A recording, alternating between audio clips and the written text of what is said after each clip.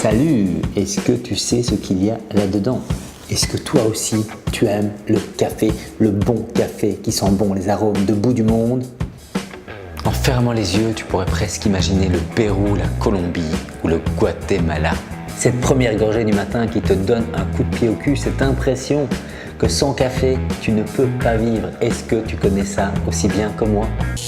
Alors en plus d'être quelque chose de bon, de chaud et de réconfortant, il y a des études scientifiques qui nous montrent que le café a une aptitude à augmenter notre concentration à court terme et aussi notre mémorisation. Donc concentration et mémorisation à court terme. C'est génial, non? Alors tu vas me dire pourquoi s'en priver, puisque ce qu'on cherche c'est justement parfois de pouvoir augmenter un peu notre capacité de concentration et de mémorisation.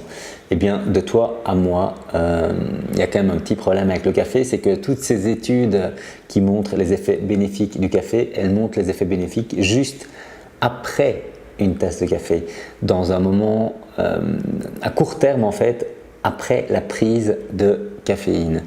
Et donc les gens qui passent ces études, ils boivent une tasse de café et puis une heure ou deux après, ils passent des tests psychotechniques et là effectivement, on remarque que le café a des effets positifs sur la mémoire et sur la concentration. Mais ces études elles ne prennent pas en compte finalement l'effet cumulé de la nervosité, l'espèce de tension intérieure que ces tasses de café vont avoir sur toi, plus sur le long terme, sur la journée entière ou même sur la semaine quand tu cumules plusieurs petites tasses de café comme ça. Alors oui, je fais cette vidéo malgré que je suis un fan de café et pourtant je vais essayer d'être objectif. J'ai lu plusieurs choses qui montrerait que le café, quand il est pris de manière régulière, alors moi ma prise de café elle est pour le moment extrêmement régulière puisque je bois du café tous les jours, eh bien n'a pas d'effet positif, surtout sur les personnes qui auraient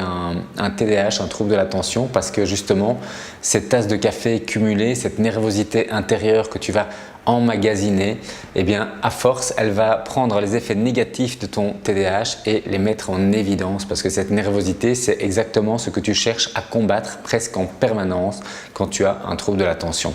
Donc avec le café tu gagnes tout de suite finalement un petit gain de concentration, d'énergie et ça c'est top, mais par contre sur le long terme, sur le moyen long terme, ces études montreraient qu'effectivement, ce n'est pas ce dont on aurait besoin. Alors quelqu'un qui n'a pas un TDAH, donc il peut se permettre une ou deux tasses de café quotidiennes sans avoir d'effet vraiment négatif. Mais par contre, toi et moi, quand on boit du café régulièrement, et moi vraiment je te le dis, hein, je bois beaucoup de café, je bois au moins 5 tasses de café par jour, et bien quand on boit autant de café, visiblement l'accumulation de cette nervosité décuplerait les effets négatifs du TDAH. Alors est-ce qu'il y a des solutions à ça finalement? Parce que c'est ça en fait qui est important, c'est est-ce que c'est possible de vivre sans café? Par quoi est-ce qu'on peut remplacer le café quand on a bu du café depuis plus de 30 ans? Voilà, c'est tout ça qu'il faut voir. Et après, je ne suis pas en train de dire que le café, il ne faut plus que tu en boives du tout.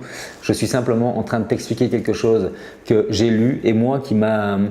Voilà, ça a allumé dans mon cerveau, ça a allumé une idée et je me suis dit tiens, pourquoi en fait ne pas essayer un jour dans ma vie d'arrêter de boire du café? Alors pour la petite histoire, je voudrais te parler d'un moment dans ma vie où je suis parti justement voyager en sac à dos. Je suis parti en Amérique du Sud et en Amérique du Sud, curieusement, on ne trouve pas de café. Donc le bon café d'Amérique du Sud se retrouve effectivement dans les magasins aux États-Unis, peut-être en Asie, en Europe, mais en tout cas en Amérique du Sud, tout leur café de qualité, eh bien, il est prévu pour l'exportation. Donc quand toi tu voyages en Amérique du Sud avec l'idée que tu vas boire régulièrement des bons cafés, eh bien tu es très vite déçu. Et donc ma croyance qui est de dire j'ai besoin d'un café pour commencer ma journée, j'ai besoin d'un café après mon repas de midi, etc. Eh bien, je me suis baladé pendant 6 mois de voyage en Amérique du Sud avec des petits paquets de café Nespresso en poudre parce que c'était la seule chose que je pouvais trouver là-bas. Alors tu vas me dire pourquoi je te dis tout ça?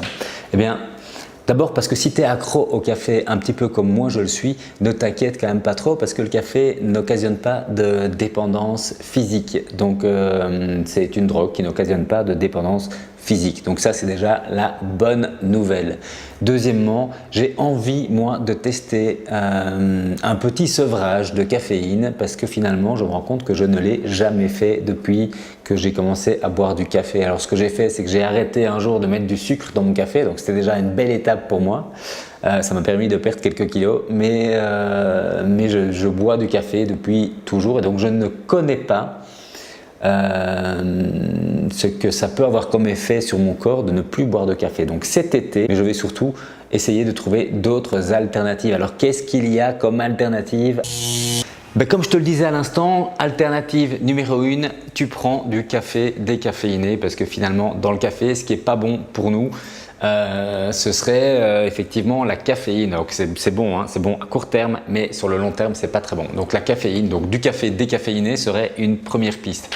Après, je me souviens très bien que ma grand-mère dans son café, elle le mélangeait avec ce qu'on appelle de la chicorée. Ça donne un goût bizarre au café et je sais qu'en fait ça diminue du coup la quantité de caféine dans le café et surtout à l'époque la chicorée était moins chère que le café et donc ils mélangeaient la chicorée avec le café.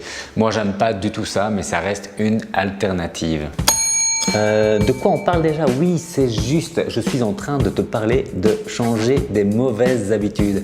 Alors, tu as déjà certainement entendu ce schéma du changement, mais quand même, je voudrais revenir avec toi dessus parce que c'est très important de prendre conscience en fait que pour changer quelque chose dans ta vie, que ce soit une mauvaise habitude ou pour prendre une nouvelle bonne habitude, donc c'est l'histoire du changement. Pour amorcer un changement, il y a des étapes qui sont très importante et en fait que si tu n'appliques pas, si tu ne passes pas par chacune des étapes, ton changement ne sera jamais effectif. Donc voilà, je reviens avec toi là-dessus 2 minutes si tu le permets. Pour un changement réussi, la première étape c'est la prise de conscience. Pourquoi? Parce que comment tu veux changer quelque chose dont tu n'as pas conscience? Donc là, moi, effectivement, en lisant, j'ai pris conscience que peut-être boire du café en grande quantité, c'était quelque chose de pas bon pour moi. Donc c'est une première prise de conscience, c'est l'étape numéro 1. Il faut prendre conscience de ce qu'il y a à changer pour pouvoir le changer. Deuxième étape, il faut accepter qu'en fait tu vas changer ça, accepter qu'il y a quelque chose à changer. En fait, s'il n'y a pas l'acceptation, si par exemple je lisais que le café a des effets très négatifs pour moi, mais qu'au fond de moi-même je ne suis pas prêt à essayer, je ne suis pas prêt à accepter, en fait quand je vais essayer mon changement, je vais me retrouver avec de la résistance au changement et ça en fait ça t'amène à l'échec parce que si finalement tu as autant de résistance au changement que d'envie de changer, eh bien tu ne vas pas pouvoir rendre ton changement efficace, effectif et réussir finalement à changer une mauvaise habitude. Donc, deuxième étape, l'acceptation que tu vas changer quelque chose, qu'il y a quelque chose à changer dans ta vie. Prise de conscience, acceptation. La troisième étape, c'est la prise de décision parce que si tu ne décides pas à un moment précis que tu vas changer ça, eh bien ça ne va pas pouvoir se faire. Donc tu as beau avoir pris conscience, accepter qu'il fallait que tu changes, l'étape d'après c'est de vraiment décider. Et décider, ça veut dire de mettre une date dessus.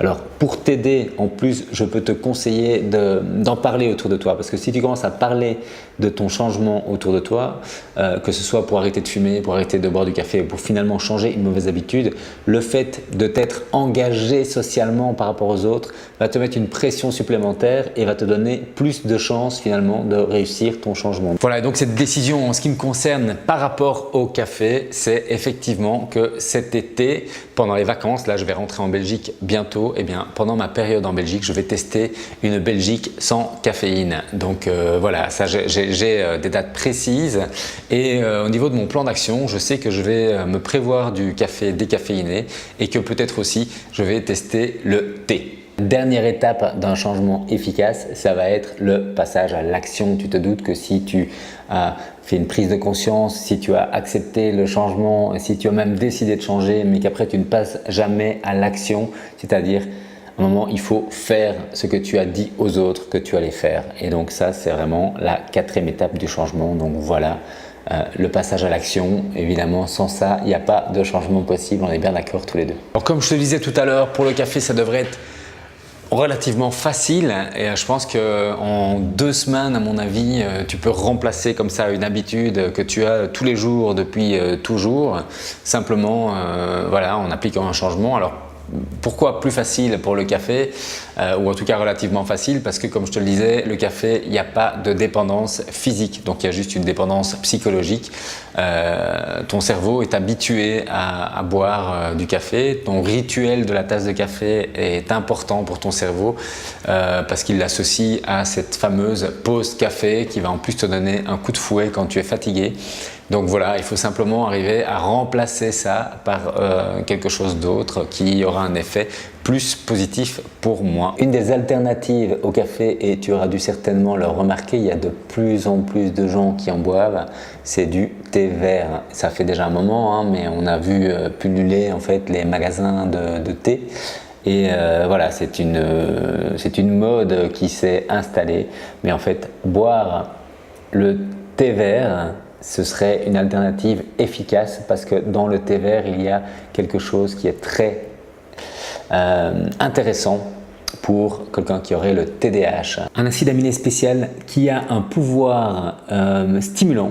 Donc ça, c'est intéressant pour nous parce qu'il va nous stimuler sans avoir l'effet excitant que la caféine aurait à avoir. Alors cet acide aminé, il s'appelle la L-théanine et on en trouve dans le thé vert. Alors dans les compléments, dans certains compléments alimentaires qu'on donne et qu'on peut acheter en ligne par exemple par rapport quand on a un TDAH qui sont parfois recommandés pour la mémorisation, la concentration, etc. Eh bien il y a des comprimés, des compléments alimentaires comme ça qui contiennent effectivement la L-théanine.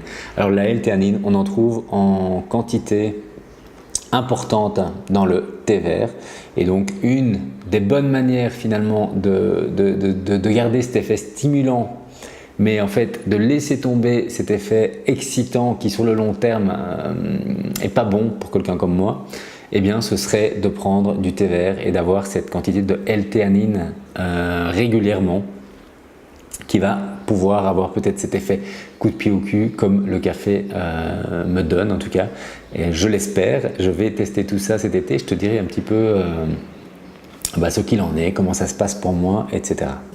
Ce que j'ai lu à propos de la L-théanine, c'est que finalement dans chaque tasse de thé vert il y aurait 20 mg de L-théanine et que finalement quand on prend les gélules, quand on achète les gélules compléments alimentaires L-théanine, eh bien ce sont des gélules à 100 mg. Donc finalement dans une tasse de thé vert il y aurait 1/5 de ce que tu peux trouver dans une gélule spéciale. Petit inconvénient quand même de consommer beaucoup de thé vert, c'est que la L-théanine, ça bloque l'absorption du fer dans le corps. Donc pour toutes les personnes qui sont sujettes à l'anémie, c'est quand même pas une grande idée d'aller boire beaucoup de thé vert. Donc attention à ne pas en boire trop non plus. Voilà, tout ça pour te dire que je ne suis pas un grand spécialiste du thé pour le moment, je suis vraiment un drogué du café, mais je vais tester tout ça. Donc voilà, on approche de la fin de cette vidéo. Il y a juste quelque chose que je voudrais rajouter avant de clôturer cette petite vidéo donc sur le café. C'est dans une précédente vidéo, je mettais en évidence que les gens qui ont un déficit d'attention sont aussi des personnes qui sont très créatives. Et dans les commentaires sur Facebook ou sur YouTube, je ne sais plus, il y a quelqu'un qui me faisait la remarque de dire finalement moi je tire beaucoup plus d'avantages que la créativité à mon TDAH. Et donc quand je lui ai demandé en fait de me dire quels étaient les autres avantages qu'il pouvait tirer du TDAH, eh bien, il m'a exprimé clairement que finalement le TDAH c'était aussi une flexibilité, une capacité d'adaptation extraordinaire et avec elle une capacité à gérer les urgences de manière optimum. Vraiment optimum. Donc voilà, je pense que c'est quelqu'un qui doit travailler dans peut-être le milieu hospitalier ou chez les pompiers ou voilà. Et effectivement, il mettait en évidence que le TDAH, c'est aussi la capacité à être très efficace dans les moments importants, c'est-à-dire les moments, les accidents, les moments graves, les moments où il y a vraiment une urgence, une espèce de pression, un stress qui se fait sentir. Là, tu es capable tout d'un coup d'avoir ton attention qui est focus et de bien réagir. Donc c'est suffisamment important pour le mentionner parce que dans cette chaîne on essaye de mettre en évidence effectivement tout ce qui est utile pour nous, en tout cas tout ce qui est positif, et de pouvoir utiliser dans notre vie les bienfaits que le TDAH, que ce cadeau qu'on nous a fait en fait, le TDAH, va pouvoir nous apporter dans la vie. Voilà, fin de cette vidéo. Je ne sais pas si dans les commentaires, toi, tu veux me dire ce que tu penses, quel est ton rapport finalement avec le café. On sait tous que en tant que TDAH, on est sujet aux addictions. Voilà, j'avais jamais vraiment mis de mots sur le fait que peut-être oui, j'avais une addiction assez forte au café. Maintenant, c'est fait. Maintenant, je vais tester ça et puis je pourrais te faire un retour d'expérience. Donc, n'hésite pas à me donner dans les commentaires, toi, ton rapport au café, comment il est, qu'est-ce que tu penses de cette vidéo, etc. Est-ce que c'est exagéré? Enfin voilà, dis-moi vraiment ce que tu as sur le fond du cœur. Pour le reste, si ça te parle, tu partages sur les réseaux sociaux et puis tu peux aussi t'abonner si ce n'est pas encore fait. Il y a 2 vidéos par semaine sur ce sujet, sur ce thème du déficit d'attention et sur comment on peut faire pour bien vivre avec et se créer une vie sur mesure. Je te remercie encore une fois de m'avoir suivi et puis je te dis à très bientôt pour une nouvelle vidéo.